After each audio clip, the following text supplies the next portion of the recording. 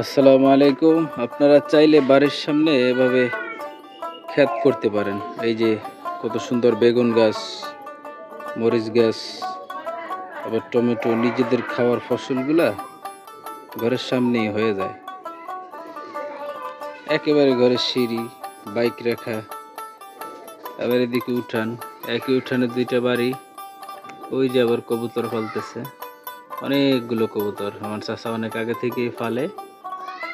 হ্যাঁ, তারপরে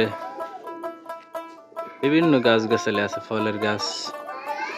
আবার মাটির নিচে একটা আলু হয়, বড় বড় আলু, সেটা চেনেন কিনা জানি না, ওইটা ওইখানে লাগানো হয়েছে, অনেক বড় আলু।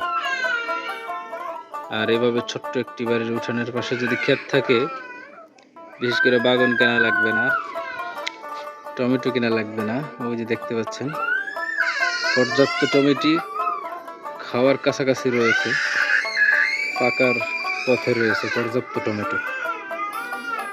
এই যে গাছে অনেক টমেটো দেখতে পাচ্ছেন। তারপরে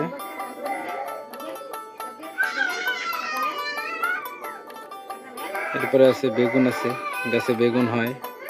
ওই যে মরিচ দেখতে পাচ্ছেন, টমেটো, মরিচ, বেগুন, আরো অনেক কিছু সম্ভবত লাগানো হয়েছিল।